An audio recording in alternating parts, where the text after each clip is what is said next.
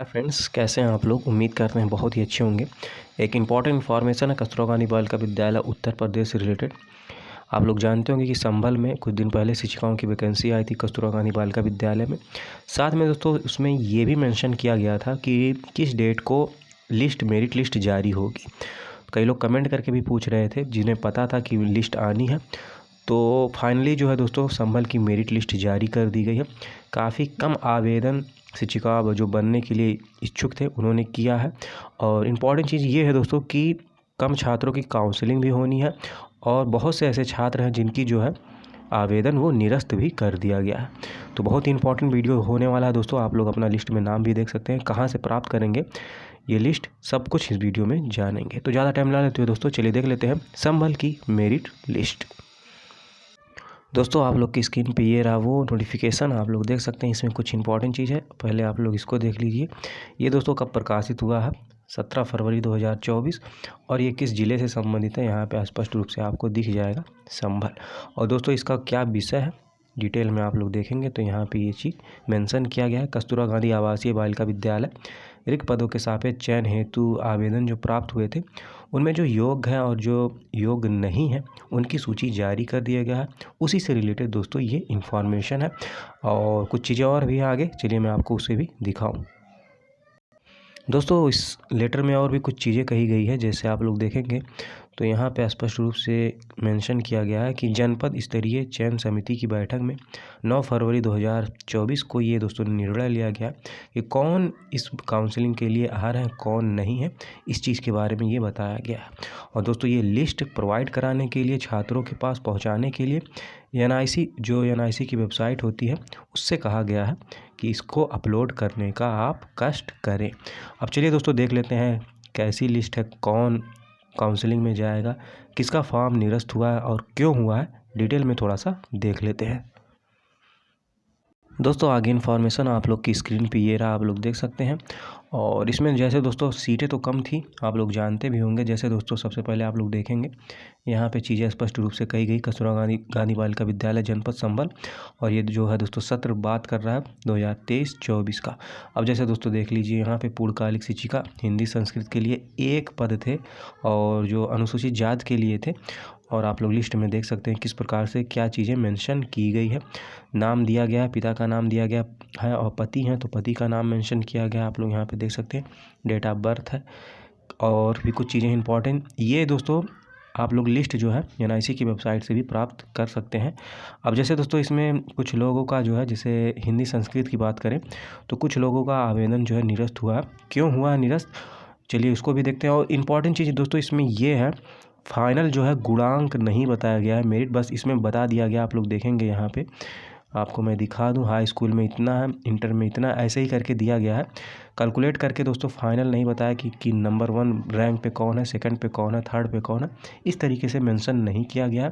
जो आहर है जिनके पास क्वालिफ़िकेशन कंप्लीट थी उनको काउंसलिंग के लिए बुलाया गया है। जो आहर नहीं थे उनका भी बाकायदा दोस्तों इसमें बताया गया कि किस कारण से आप लोग योग्य नहीं हैं। तो चलिए देख लेते हैं क्या कारण है, जैसे हिंदी संस्कृत में जिनका जो है फॉर्म निरस्त हुआ है। दोस्तों आगे इन्फॉर्मेशन कुछ इस प्रकार से आप लोग देखेंगे, कुछ कारण भी इसमें बताए गए हैं कि क्यों ये फॉर्म रिजेक्ट हुए हैं। आप लोग यहाँ पे देखेंगे जैसे इनका फॉर्म है वो रिजेक्ट हुआ है और कोई गलती नहीं है, इसमें सुधार वो कर सकते हैं, उनकी गलती है जिन्होंने आवेदन किया है। जैसे दोस्तों इसमें देखेंगे पिता का जाति प्रमाण पत्र संलग्न नहीं है, पति के प्रमाण पत्र संलग्न किया गया है। मैं हमेशा से कहता हूँ यदि आप किसी भी कैटेगरी से बिलोंग करते हैं और आप शादीशुदा हैं तो आप प्रयास करिए कि पिता के पक्ष का जाति प्रमाण पत्र होना चाहिए। अब इसमें देखिए कई लोगों का इसी कारण से जो है आवेदन जो है वो निरस्त हुआ है। आप यहाँ पे भी देख सकते हैं पिता का जाति संलग्न नहीं है, पति का संलग्न है। अब ऐसा दोस्तों इसमें क्यों हो रहा है, इस चीज़ को भी आप लोग समझ लीजिए और ये गलती आप फिर मत दोहराइएगा। इसमें दोस्तों कहने का मतलब ये है, मान लीजिए कोई कैंडिडेट्स है वो ओबीसी से बिलोंग कर रही है, ठीक है, और मान लीजिए उसकी शादी एससी कैटेगरी के किसी लड़के से हो जाती है, तो इसका मतलब ये नहीं कि वो जो लड़की है वो भी एससी हो जाएगी। इस चीज़ को आप लोग ध्यान दीजिएगा। वो जिस कैटेगरी से है, मान लीजिए वो ओबीसी है तो वो ओबीसी की ही रहेगी, वो एससी कैटेगरी की नहीं हो सकती। पति के अनुसार। आप लोग पति के अनुसार बनवा लेते हैं तो ऐसा नहीं होता। इसीलिए दोस्तों इसमें स्पष्ट रूप से कहा गया है कि आपके पिताजी जिस कास्ट के हैं, जाति के हैं, आप उनके अनुसार जो है जाति प्रमाण पत्र संलग्न करें। लेकिन कई लोग गलती करते हैं तो वो पति के जो अनुसार होता है वो संलग्न कर देते हैं और उनका जो है फॉर्म निरस्त हो जाता है। कुछ और भी कारण है इसमें दोस्तों, आगे देख लेते हैं। जैसे आप लोग देखेंगे तो नीचे आएंगे तो इसमें और भी कुछ चीज़ें हैं।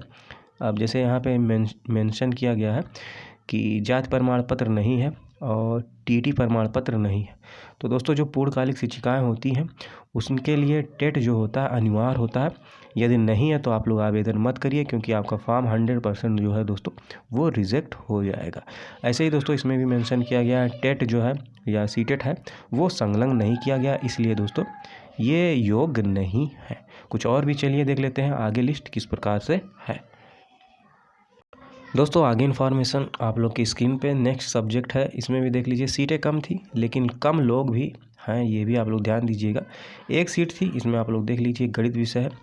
ओबीसी की एक सीट थी, किसका जो है दोस्तों आहार है, आप लोग स्क्रीन पे भी देख सकते हैं। अब जैसे दोस्तों इसमें किसका जो है निरस्त हुआ है, क्या कारण है, चलिए आगे थोड़ा सा मैं उसे भी दिखाने का आप लोगों को प्रयास करूँ। दोस्तों इसमें भी कुछ ऐसे थे अभ्यर्थी जिनका जो है फॉर्म निरस्त हुआ है, आप लोग स्क्रीन पे देख सकते हैं।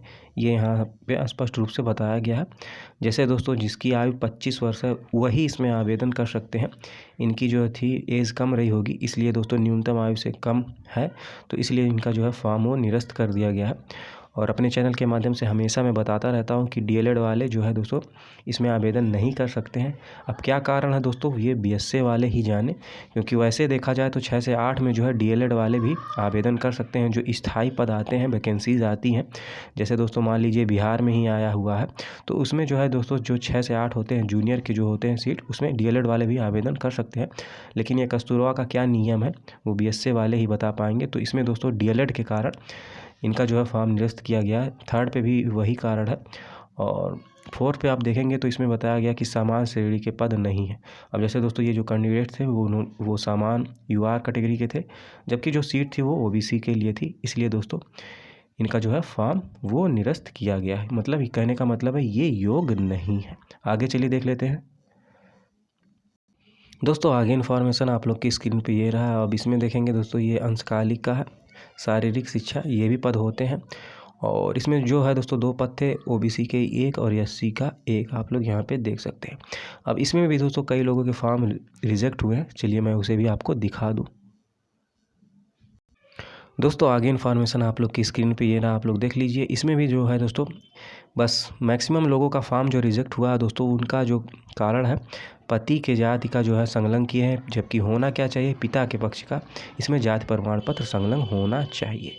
एक इम्पॉर्टेंट चीज़ और दोस्तों इसमें मैं ऐड कर दूं एक बात, यदि आप लोग फॉर्म जो भरते हैं उसको बहुत ही ध्यान से भरिए और एक एक पॉइंट को जो है दोस्तों उसको बहुत ही ध्यान से भरा करिए। इस पर दोस्तों मैं वीडियो भी बना चुका हूँ, यदि कोई चीज़ समझ में ना आती हो तो उस वीडियो को भी आप लोग देख सकते हैं।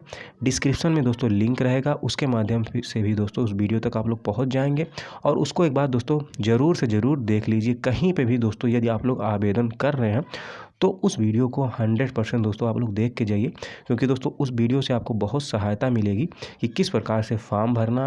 अब जैसे दोस्तों यहाँ पे देखिए इनका जो फॉर्म है वो रिजेक्ट हुआ है, कक्षा 10 की अंक तालिका संलग्न नहीं है। अब दोस्तों ये बताइए, बहुत ही छोटी गलती कहा जाए, क्योंकि दोस्तों इसमें कक्षा 10 का जो है अंक तालिका ही इन्होंने संलग्न नहीं किया है, तो ये गलती है इनकी, इस कारण से दोस्तों ये है चीज़ें हैं। तो इसलिए दोस्तों मैं कह रहा हूँ उस वीडियो को आप लोग एक बार ज़रूर देखिएगा।